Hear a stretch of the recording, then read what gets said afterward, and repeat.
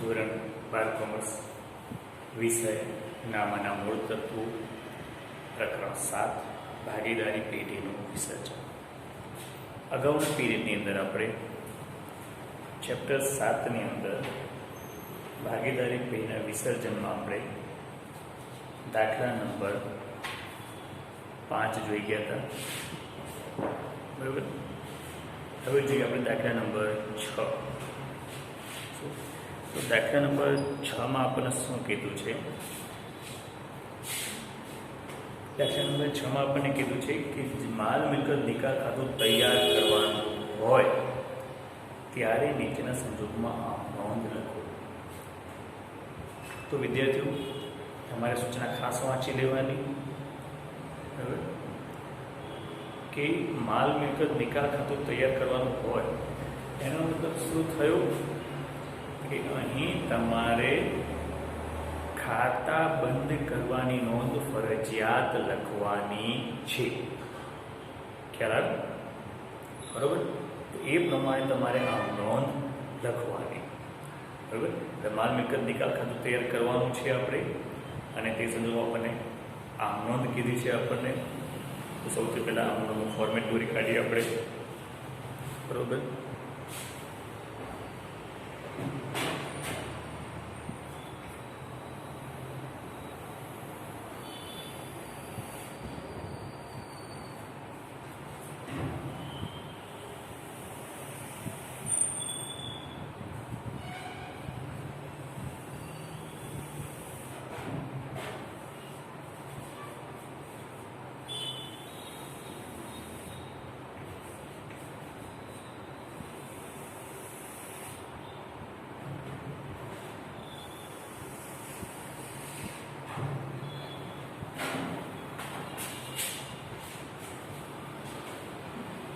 વિદ્યાર્થીઓ ખાસ યાદ રાખી લેવાનું, આમનો ફોર્મેટમાં દોરવાની હંમેશા. બરાબર. પરીક્ષાની અંદર માત્ર 1 કે 2 આમનો તમારે લખવાની આવશે. બરાબર. તો એ વખતે પણ તમારે આમનોંધનું ફોર્મેટ દોરીને જ એમાં આમનોંધ તમારે લખવાની છે. હવે આમનોંધમાં ફોર્મેટમાં આપણે તારીખ લખી હોય, પણ તારીખ આપણે વ્યવહારમાં ન આપી હોય તો ક્રમ આપેલો હોય તો ક્રમ લખવાનો. શું ખ્યાલ? આપણે તારીખની જગ્યાએ આપણે ક્રમ લખવાનો. બરાબર. ને એ પ્રમાણે આ નોંધ કરવાની. તમને યાદ તો હશે જ, મેં તમને કીધું છે મિલકતો અને દેવાના ખાતા બંધ કરવાની નોંધ ખાસ યાદ રાખવાની છે. શું? મિલકતોના ખાતા બંધ કરવાની નોંધ. એ તો તમને આવડવી જ જોઈએ. તો ખાસ ધ્યાન રાખી લેજો. આ શું? મિલકતોના ખાતા બંધ કરવાની નોંધ. એ તો તમને ફરજિયાત આવડવી જોઈએ. બરાબર. તો આપણે આમનું ફોર્મેટ દોરી કાઢ્યું છે. આમનોંધ કરીએ આપણે. તો પહેલું કીધું છે યંત્રોની ચોપડે કિંમત 50,000 છે. ભાગીદાર દર્શન 55,000માં લઈ જાય છે. બરાબર. તો અહીંયા આગળ પહેલાં યંત્રોની કિંમત આપી છે તો આપણે 50,000. તો એ તમારે ખાતા બંધ કરવાની નોંધ લખીશું આપણે. બરાબર. ખાતા બંધ કરવાની નોંધ તમને ખબર છે. મિલકતોની ઉધાર બાકી હોય તો એને કરીએ છીએ આપણે જમા, અને મામીની ખાતું કરવાનું ઉધાર. બરાબર. મામીની એટલે શું? માલ મિલકત નિકાલ ખાતું. બરાબર. તો પહેલી આમનો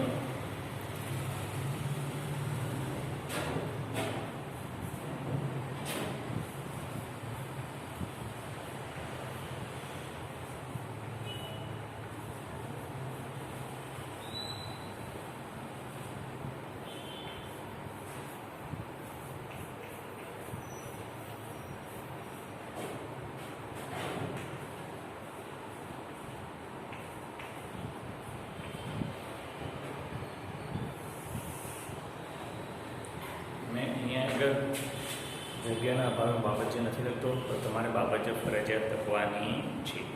શું? બાબત તું ફરજિયાત લખવાની છે. તો લખો બાબતજી, યંત્રોનું ખાતું બંધ કરી મામીની ખાતે લઈ ગયા તેમ. બરોબર? યાદ રાખજો વિદ્યાર્થીઓ, મામીની ખાતે આપણે જ્યારે કોઈ પણ ખાતું બંધ કરીએ તો ચોપડી કિંમત હોય એ જ લઈ જવાની છે. કઈ કિંમત? ચોપડી કિંમત. ખાસ યાદ રાખજો વિદ્યાર્થીઓ.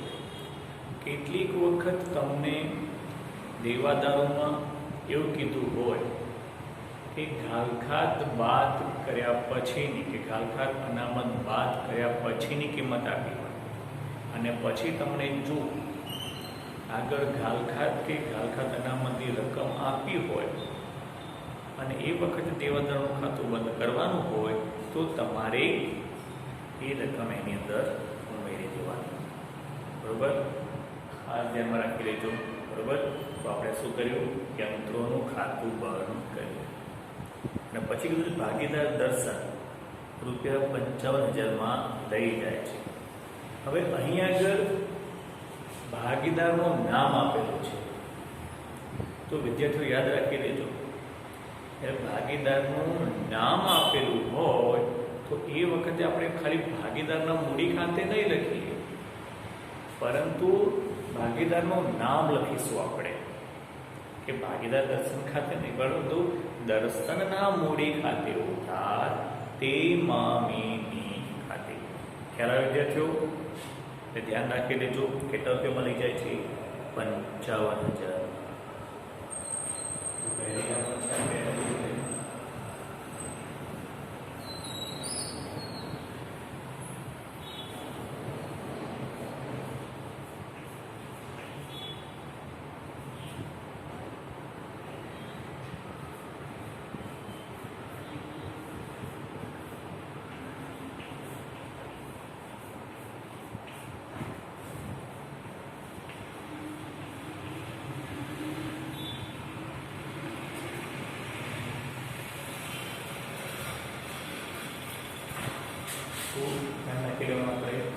જ્યારે ભાગીદારનું નામ આપ્યું હોય તો આપણે ભાગીદારનું નામ લખીશું. ત્યારે તો લખો બાબતે લખો યંત્રો ભાગીદાર લઈ ગયા તેના. શું? યંત્રો ભાગીદાર લઈ ગયા તેના. બરોબર? જોઈ લો એકવાર ખાસ.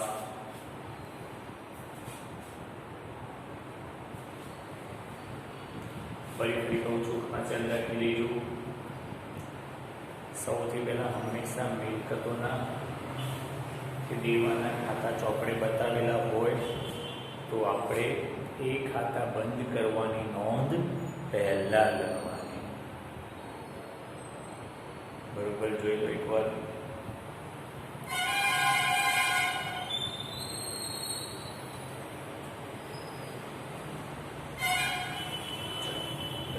બીજો ટોપિક શું કીધું છે આપણે?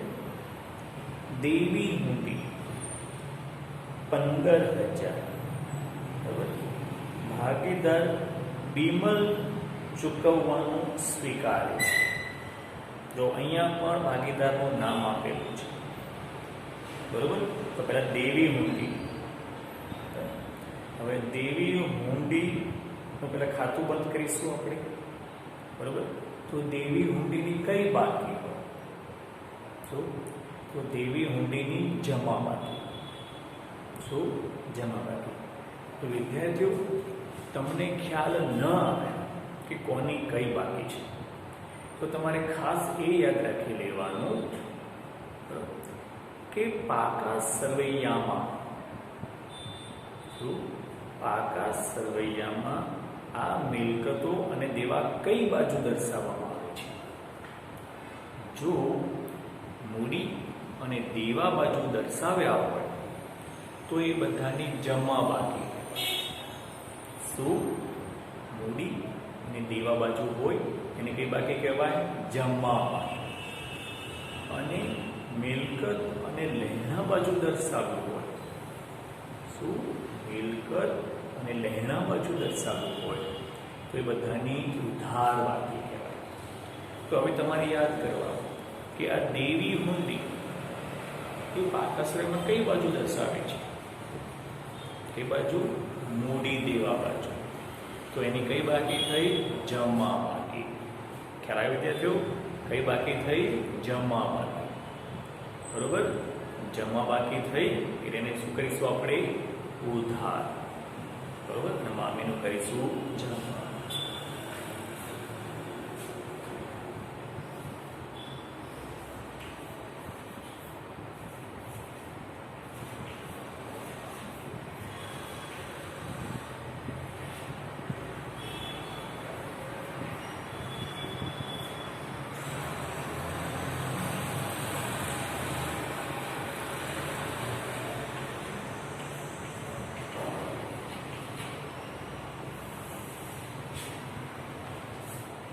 ₹15,000 છે. બરાબર? બાબતજી લખી નાખું. બાબતજી લખું. દેવી હુંડીનું ખાતું બંધ કરી મામીની ખાતે લઈ ગયા તેના. શું? દેવી હુંડીનું ખાતું બંધ કરી મામીની ખાતે લઈ ગયા તેના. બરોબર? ₹15,000 જોઈ લો એકવાર. શું કીધું છે આપણને? કે બીમલ ચૂકવવાનું શું કહે છે? બીમલ તો નામ આપેલું છે આપણને. ખાસ રીતે તો બીમલનું નામ આપેલું છે. ફરીથી બરાબર? ભાગીદારનું નામ આવ્યું. તો એની અમે શું કરીશું? આપણે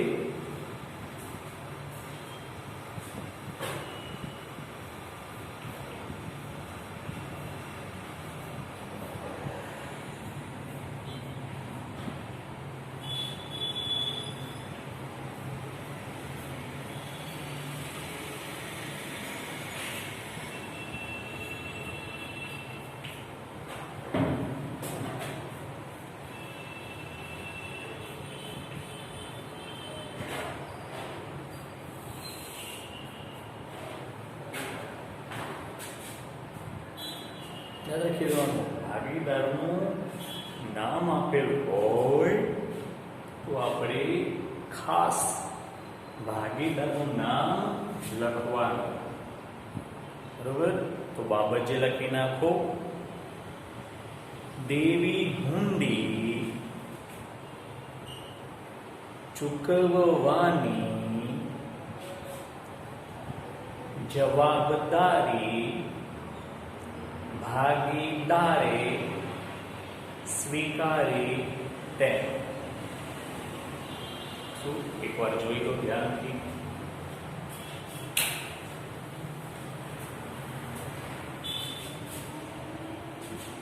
ધ્યાનથી ખાસ જોઈ લો. બરોબર?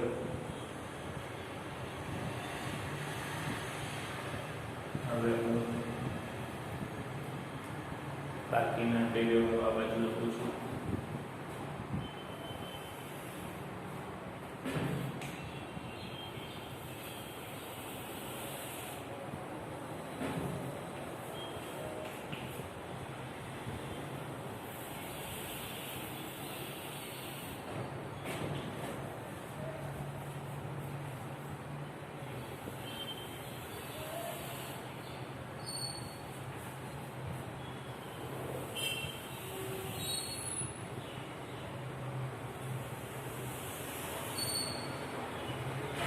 જોઈ લો એકવાર ધ્યાન. આમ બધું જોઈ લો. બરોબર? ખાસ વિદ્યાર્થીઓ એટલે હંમેશા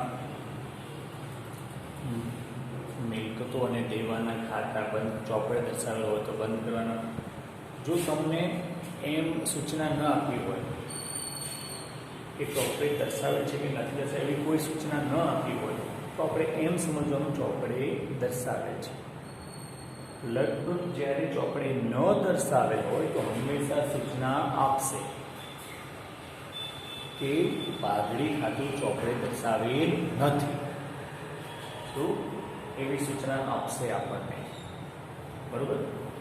એ સૂચના આપી હોય તો જ આપણે એનું ખાતું બંધ નહીં કરીએ, બાકી હંમેશા આપણે એનું ખાતું બંધ કરવાનું.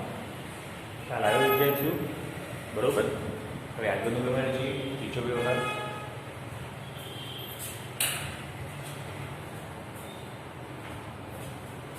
ત્રીજા વ્યવહારમાં શું કીધું છે?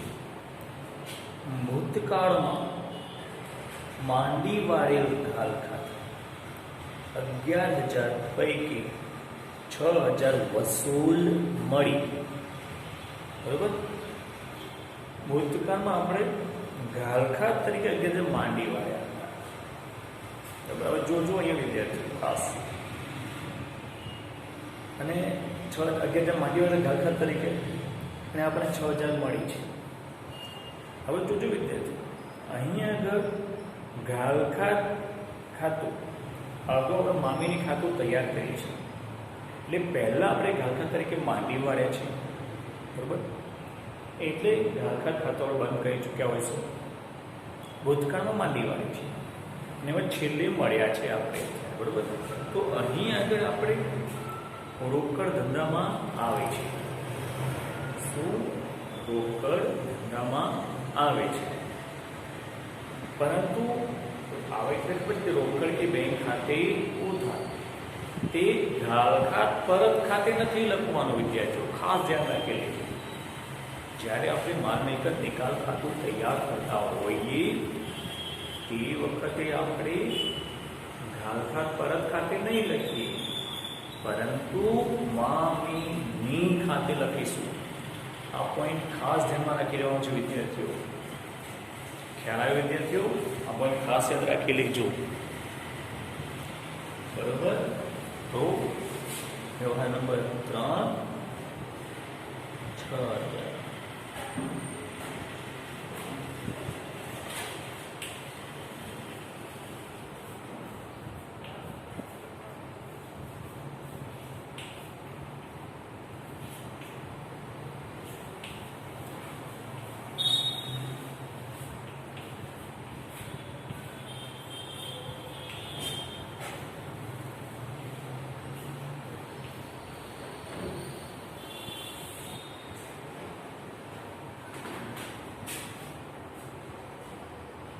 બરાબર. જોયું? બાબત જે લખો બાજરી ભૂતકાળમાં માંડી વાળેલ ઘાલખાતના વસૂલ થયા તેના. બરાબર. જોઈ લો એકવાર વિદ્યાર્થીઓ. યાદ રાખેલો, ફરીથી આ પોઈન્ટ યાદ રાખેલો વિદ્યાર્થીઓ.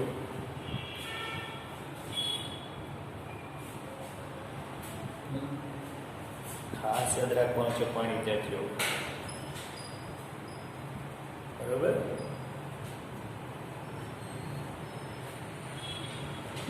ફરીથી કહું છું,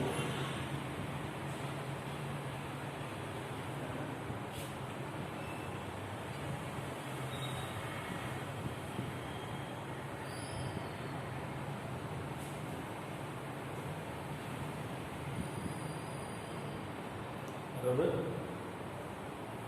ચોથો વ્યવહાર જઈશું આપણે. ચોથો વ્યવહાર શું કીધું છે આપણને કે ચોથો વ્યવહાર પરચુરણ મિલકતોની ચોપડે કિંમત 2,70,000 છે. બરોબર. ને ઉપજે 2,27,000. ચોપડે કિંમત આપી છે એટલે પહેલાં શું કરવું પડશે? આપણે એનું ખાતું બંધ કરવું પડશે. પરચુરણ મિલકતો છે 2,70,000. તો પહેલાં ખાતું બંધ કરીએ.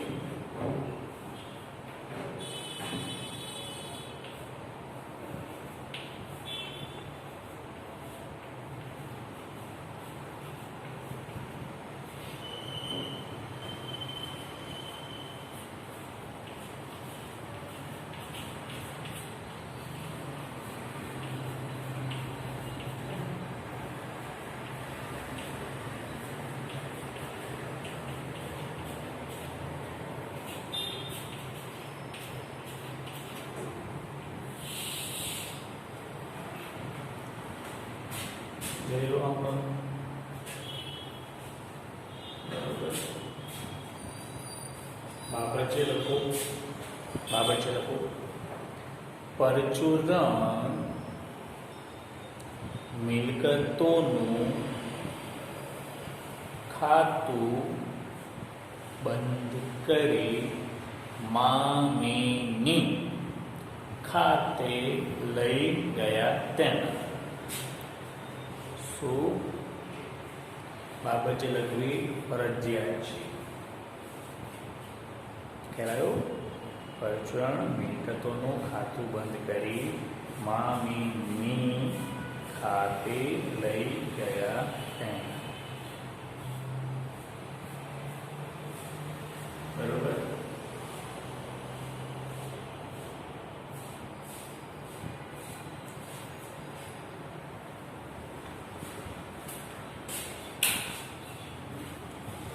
જોઈ લો એકવાર આમનો.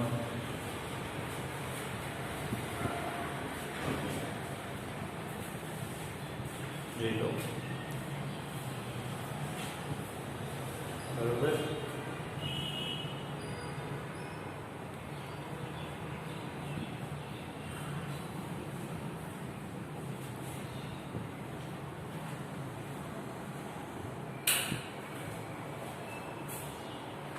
હવે શું કીધું છે આપણને?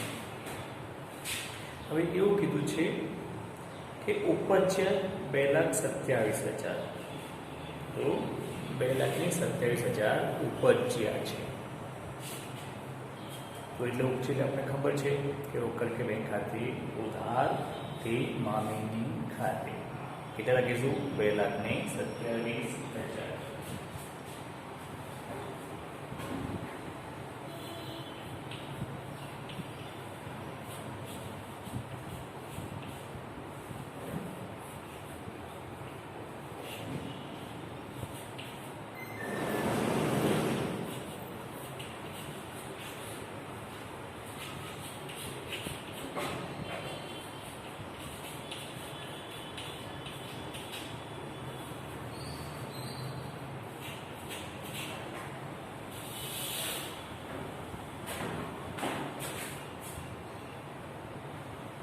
બાબત લખી નાખો. પરચુરણ મિલકતોના ઉપજ્યા તેમ.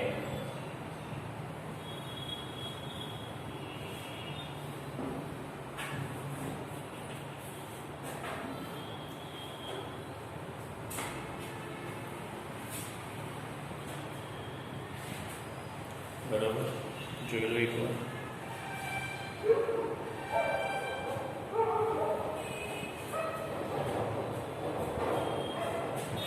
બરોબર. તો આપણે આજે આટલું રાખીએ છીએ. બરોબર. એકવાર આપણો કહી દો બધી.